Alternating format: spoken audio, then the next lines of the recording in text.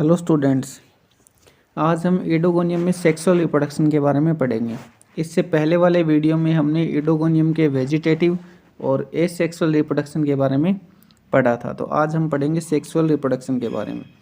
एडोगोनियम का जो sexual reproduction होता है वो होता है एडवांस oogamous टाइप का। एडवांस oogamous होने का मतलब क्या होता है कि प्राकृत विषम युग्मकी प्रकार का होता है। इसका मतलब क्या होता है कि यहाँ पर मेल और फीमेल के सेक्स ऑर्गन भी अलग अलग होते हैं और मेल और जो फीमेल है उनके गेमेट्स भी अलग अलग होंगे। तो यहाँ पर मेल का जो सेक्स ऑर्गन है उसे हम बोलते हैं एंथ्रीडियम, और एंथ्रीडियम के अंदर गेमेट्स का जो फॉर्मेशन होता है उसका नाम होगा एंथ्रीजोइड्स। एंथ्रीजोइड जो होते हैं वो मोटाइल होते हैं, इनके अंदर फ्लैजिला पाई जाती है, यानी कि ये कशाभिका युक्त होते हैं। तो ये एक जगह से दूसरी जगह पर मूवमेंट शो करेंगे। फीमेल का जो सेक्स ऑर्गन है उससे बोलते हैं oogoनियम, और oogoनियम के अंदर एग बनेगा। एग जो है वो एक जगह पर फिक्स रहने वाला गेमीट है और ये नॉन मोटाइल होता है, यानी कि गतिशील होगा। तो यहाँ पर मेल और फीमेल के गेमीट्स बनते हैं, इसीलिए इसे हम क्या बोलते हैं, advance oogamous type of reproduction. अब oodogoनियम जो है उसकी दो टाइप की स्पीसीज पाई जाती है। एक तो होता है मैक्रेंड्रस स्पीसीज और दूसरी है नेनेंड्रस स्पीसीज। मैक्रेंड्रस स्पीसीज का मतलब क्या होता है कि एक नॉर्मल फिलामेंट होता है, एक नॉर्मल oodogoनियम का तंतु मान सकते हो आप, और ये दो टाइप का होता है। मैक्रेंड्रस मोनोसियस। मोनोसियस का मतलब क्या होता है कि यहाँ पर मेल और फीमेल के जो सेक्स ऑर्गन है वो एक ही फिलामेंट के ऊपर बनते हैं। तो ऐसी स्पीसीज को हम क्या बोलेंगे, मैक्रेंड्रस मोनोसियस। दूसरा है मैक्रेंड्रस डायोसियस। डायोसियस का मतलब क्या होता है कि यहाँ पर मेल और फीमेल के जो सेक्स ऑर्गन है वो अलग अलग फिलामेंट के ऊपर बनते हैं। मेल का सेक्स ऑर्गन अलग फिलामेंट के ऊपर बनेगा, फीमेल का जो सेक्स ऑर्गन है वो अलग फिलामेंट के ऊपर बनेगा। और दोनों ही फिलामेंट कैसे होते हैं, नॉर्मल फिलामेंट होते हैं, इनकी जो साइज होती है वो भी एकदम नॉर्मल रहती है। दूसरा जो स्पीसीज है उसे बोलते हैं नेनेंड्रस स्पीसीज। नेनेंड्रस स्पीसीज जो होती है वो कभी भी मोनोसियस नहीं हो सकती है, यानी कि ये अलग अलग होंगे। मेल का सेक्स ऑर्गन भी अलग फिलामेंट पे बनेगा और फीमेल का सेक्स ऑर्गन जो है वो भी अलग फिलामेंट पे बनेगा। और यहाँ पर एंथ्रीडियम का जो निर्माण है वो 4 से 5 सेल से बने हुए फिलामेंट के ऊपर होता है, यानी कि मेल जो होता है वो यहाँ पर ड्वार्फ होता है, छोटा होता है, बौना होता है, और वो 4 या 5 सेल के फिलामेंट से बना हुआ होगा। तो नेनेंड्रस स्पीसीज जो है वो भी दो टाइप की है। एक स्पीसीज जिसपे मेल का सेक्स ऑर्गन बनता है, और ये जो सेक्स ऑर्गन है वो बहुत छोटे फिलामेंट के ऊपर बनता है। ठीक है, मेल का जो सेक्स ऑर्गन है कौन सा है, एंथ्रीडियम। तो एंथ्रीडियम जो है वो बहुत ही छोटे फिलामेंट के ऊपर बनेगा, 4 या 5 सेल का फिलामेंट होगा उसके ऊपर बनेगा, और ये जो फिलामेंट है ये ड्वार्फ मेल के नाम से जाना जाता है। इसे हम क्या बोलेंगे, ड्वार्फ मेल, या इस फिलामेंट से या एंथ्रीडियम से जो मेल बनेगा वो ड्वार्फ मेल बनेगा। फीमेल का जो सेक्स ऑर्गन है वो नॉर्मल फिलामेंट के ऊपर ही बनता है, जैसे कि मैक्रेंड्रस स्पीसीज के अंदर हमने देखा था, नॉर्मल फिलामेंट के ऊपर ही फीमेल का सेक्स ऑर्गन बनेगा, और फीमेल का जो सेक्स ऑर्गन है उससे हम क्या बोलते हैं, oogoनियम। तो यहाँ पे दो टाइप की स्पीसीज मिलेगी, मैक्रेंड्रस स्पीसीज और नेनेंड्रस स्पीसीज। अब हम पढ़ेंगे oodogoनियम में एंथ्रीडियम की फॉर्मेशन। तो हमने पढ़ा कि दो स्पीसीज के रूप में ये पाया जाता है, एक मैक्रेंड्रस स्पीसीज होती है और दूसरी नेनेंड्रस स्पीसीज होती है। तो पहले हम पढ़ेंगे मैक्रेंड्रस जो स्पीसीज है उसके अंदर एंथ्रीडियम की फॉर्मेशन कैसे होती है, एंथ्रीडियम से एंथ्रीजोइड्स कैसे बनते हैं। तो एंथ्रीडियम जैसे आपको पता ही है कि ये मेल का सेक्स ऑर्गन है और इससे क्या बनते हैं, एंथ्रीजोइड का फॉर्मेशन होता है। तो हम पढ़ेंगे formation of antheridium in macrandrous species. तो कोई भी फिलामेंट के अंदर जैसे कि आप जानते हो कि ये नॉर्मल फिलामेंट के ऊपर बनते हैं एंथ्रीडियम मैक्रेंड्रस स्पीसीज के अंदर। तो कोई भी नॉर्मल फिलामेंट है उसमें ऐसी सेल जिसके ऊपर कैप लगी हुई है, ऐसी सेल को हम क्या बोलेंगे, एंथ्रीडियल मदर सेल बोलेंगे। तो कोई भी ऐसी सेल फिलामेंट की जिसके ऊपर कैप लगी हुई है उस सेल को हम क्या बोलेंगे, एंथ्रीडियल मदर सेल। अब एंथ्रीडियल मदर सेल के अंदर क्या होता है, नॉर्मल डिवीजन होते हैं, सामान्य रूप से विभाजन होता है, और इससे दो सेल बनती है। एक छोटी सेल बनती है जिसको बोलते हैं एंथ्रीडियल सेल, और एक बड़ी सेल बनती है जिसको बोलते हैं सिस्टर सेल। तो एक सेल को तो हम बोलेंगे एंथ्रीडियल सेल, दूसरी सेल को हम बोलेंगे सिस्टर सेल। सिस्टर सेल में आगे कोई डिवीजन नहीं होते हैं। सिस्टर सेल जो है वो वापस एंथ्रीडियम के निर्माण में हेल्प करती है। बची जो एंथ्रीडियल सेल में आगे फिर सामान्य रूप से और विभाजन होते हैं और इससे 2 से 40 सेल बन जाती है। इन सेल को हम क्या बोलेंगे, एंथ्रीडियम। ठीक है, एंथ्रीडियल सेल थी, एंथ्रीडियल सेल में फिर आगे डिवीजन होते हैं और 2 से 40 कोशिकाएं बन जाती है, 2 से 40 सेल बन जाती है। इन सेल को हम क्या बोलेंगे, एंथ्रीडियम बोलेंगे। अब प्रत्येक जो एंथ्रीडियम है उसके अंदर फिर वापस डिवीजन होते हैं इस टाइप से। ठीक है, इस तरह से विभाजन होंगे। तो 40, अगर मान लो यहाँ पर 40 सेल बनी है, यहाँ पर मान लो अगर 40 सेल बनी, तो इन 40 सेल के अंदर जब वापस डिवीजन होगा तो इस टाइप से 80 सेल बनेगी। ठीक है, वापस कितनी सेल बन जाती है, 80 कोशिकाओं का निर्माण हो जाता है, 40 से 80 सेल बन जाएगी।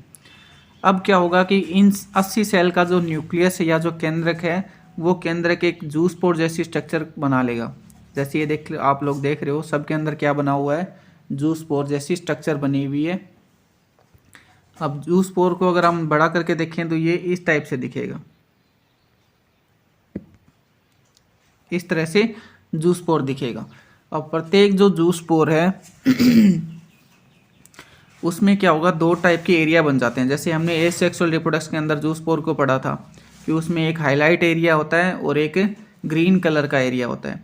तो ये हाईलाइट एरिया है जूस पोर का, ये वाला हाईलाइट एरिया, और ये नीचे वाला जो है वो क्लोरोप्लास्ट युक्त एरिया, जिसमें हरितलवक या क्लोरोप्लास्ट भरे रहते हैं। अब जो हाईलाइट एरिया है वहाँ से छोटे छोटे पोर या बेसल ग्रेन्यूल का फॉर्मेशन हो जाता है, छोटे छोटे छिद्र बन जाते हैं जिन्हें हम क्या बोलते हैं, बेसल ग्रेन्यूल बोलते हैं।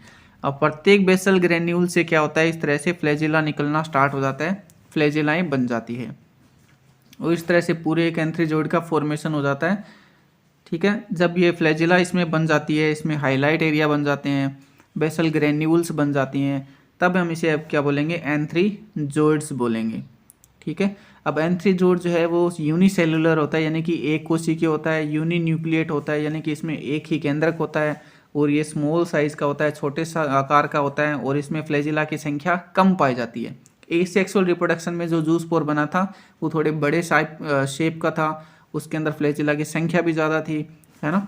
लेकिन यहाँ पर जो एंथ्रीजोइड है उसमें फ्लैजिला भी कम है, ये छोटे साइज का है, ये यूनिन्यूक्लिएट है, एक ही केंद्र के इसके अंदर प्रेजेंट है और ये यूनिसेल्युलर है, एक कोशिकीय है। अब ये जूस पोर जो है वो यहाँ पर प्रेजेंट है इस सेल के अंदर।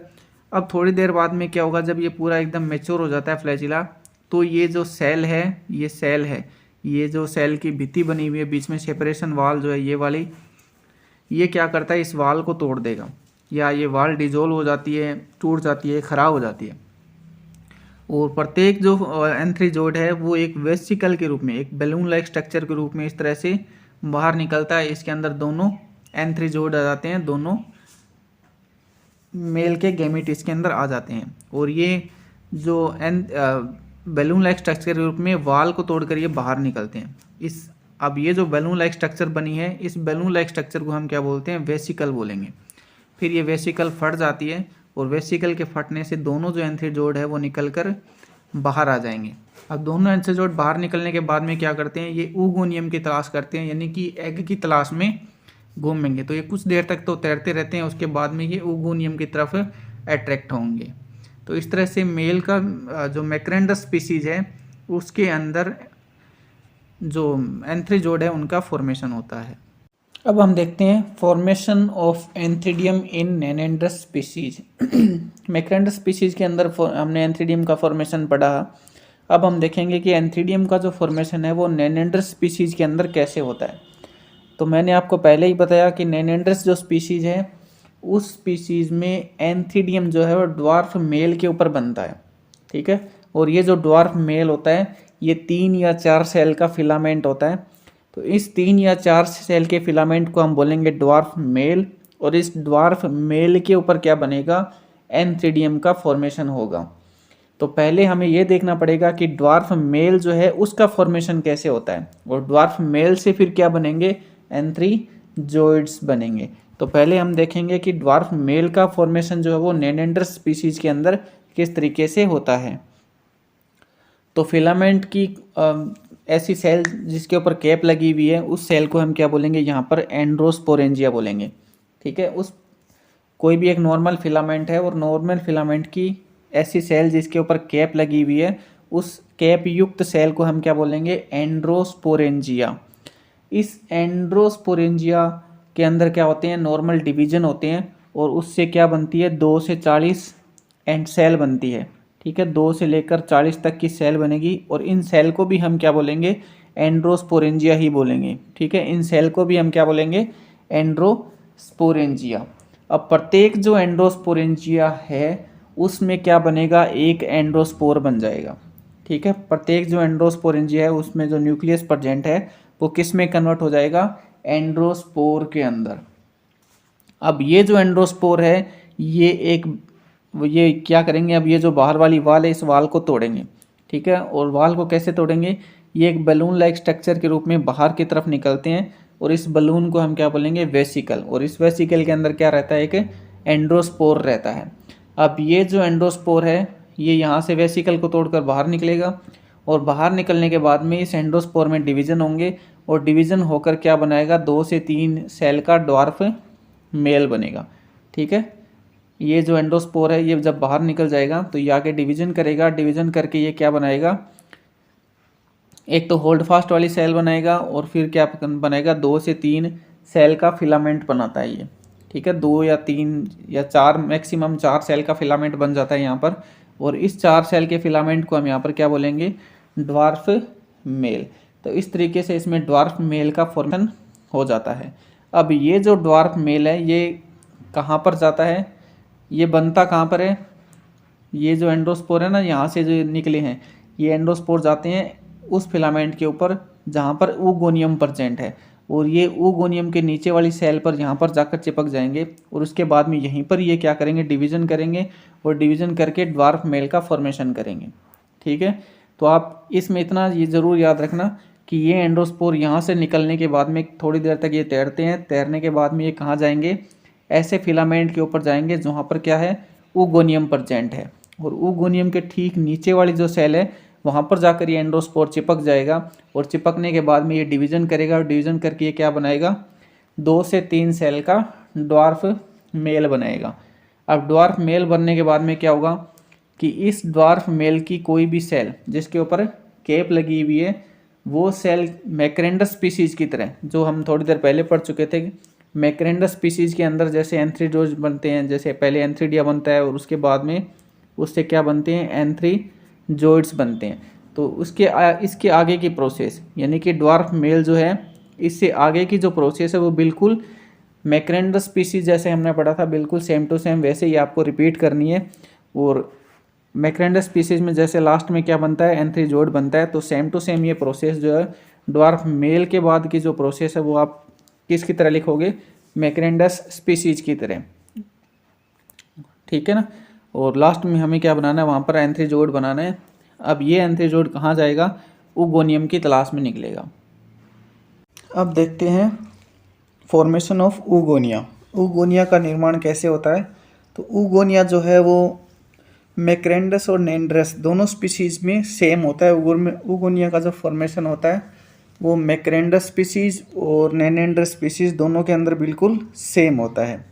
तो कोई भी ऐसी सेल जिसके ऊपर कैप लगी हुई है उस सेल को हम क्या बोलेंगे? ऊगोनियल मदर सेल बोलेंगे। अब ऊगोनियल मदर सेल के अंदर डिवीजन होते हैं, नॉर्मल विभाजन होते हैं और 2 सेल बनती है। ऊपर की तरफ जो सेल बनती है उसको हम बोलेंगे ऊगोनियम और नीचे की तरफ जो सेल बनती है उसको हम बोलेंगे सपोर्टिंग सेल। अब ऊगोनियम के अंदर आगे कोई डिवीजन नहीं होते हैं, कोई विभाजन नहीं होते हैं। ये सिर्फ अपने आकार को बड़ा कर लेती है, ये गोल हो जाती है और अपने आकार को या साइज़ को बढ़ा लेती है। सपोर्टिंग सेल जो होती है वो वापस ऊगोनियम को बनाने में मदद करती है, यानी कि दूसरा ऊगोनियम बनाएगी। तो अगर आप ऊगोनियम का कोई फिलामेंट देखो तो आपको एक फिलामेंट में 2 या 3 गोल गोल स्ट्रक्चर देखने को मिल सकती है। तो वो स्ट्रक्चर बनती किससे है? सपोर्टिंग सेल से। तो दूसरी ऊगोनियम बनाने का काम कौन करती है? यहाँ पर सपोर्टिंग सेल करती है। बच्ची ऊगोनियम सेल, तो ऊगोनियम सेल में आगे कोई डिवीजन नहीं होता है और ये सिर्फ अपना आकार बड़ा कर लेती है, अपने साइज को बढ़ा लेती है और ये थोड़ी सी गोल हो जाती है। ठीक है, और इसमें बहुत ज़्यादा मात्रा में रिजर्व फूड जो होता है वो भर जाता है, बहुत ज़्यादा मात्रा में संचित भोजन इसमें संचित हो जाता है। इसमें क्लोरोप्लास्ट भरे हुए रहते हैं और इसमें एक एग रहता है, एक इसमें ट्रांसपेरेंट एरिया होता है जिसे रिसेप्टिव सपोर्ट बोलते हैं। रिसेप्टिव सपोर्ट की मदद से क्या होता है कि जो एंथ्रीजोइड है वो ओगोनियम के अंदर एंटर करता है, प्रवेश करता है। ठीक है। ये नीचे सपोर्टिंग सेल, और हमने पढ़ा था जो ड्वार्फ मेल बनता है वो कहाँ बनता है, ऐसे फिलामेंट पर बनता है जहाँ पर ओगोनियम पहले से प्रेजेंट हो। तो जो एंडोस्पोर है वो यहाँ पर आकर चिपक जाते हैं नीचे की तरफ में, और एंडोस्पोर के अंदर डिवीजन होते हैं, 2 या 3 सेल बनती है, और वो क्या करते हैं फिर ड्वार्फ मेल का फॉर्मेशन करते हैं। तो ड्वार्फ मेल जो है वो ओगोनियम के ठीक नीचे ही बनता है। अब ड्वार्फ मेल से क्या निकलते हैं, एंथ्रीजोइड बनते हैं, और ये एंथ्रीजोइड जो है वो रिसेप्टिव सपोर्ट की मदद से कहाँ एंटर करते हैं, ओगोनियम के अंदर एंटर करेंगे। अब एंथ्रीजोइड का न्यूक्लियस और ओगोनियम के अंदर जो एग है उसका न्यूक्लियस दोनों आपस में फ्यूज हो जाते हैं, और फ्यूज होकर किसका फॉर्मेशन करते हैं, जाइगोट का जाइगोट का निर्माण करते हैं। ठीक है। ओगोनियम का में जो एग था और इस एंथ्रीजोइड के अंदर जो एग था, दोनों आपस में फ्यूज हो जाते हैं, और फ्यूज होकर क्या बनाते हैं, ये जाइगोट का फॉर्मेशन करते हैं, युग्मनज का निर्माण करते हैं। ठीक है। अब जाइगोट जो होता है वो रेडिश कलर का होता है, थोड़ा सा लाल रंग का होता है, और इसमें जो फूड मटेरियल होता है वो बढ़ता ही जाता है, और क्लोरोप्लास्ट जो है वो कम होता जाता है। तो जैसे जैसे इसमें क्लोरोप्लास्ट कम होता जाएगा, इसका जो ग्रीन कलर है वो कम होता जाता है, और रेडिश कलर है, रेड जो कलर है वो इसका बढ़ता जाता है। अब जाइगोट में क्या होता है, थोड़ी देर बाद में मियोसिस डिवीजन होते हैं, अर्धसूत्री विभाजन होता है।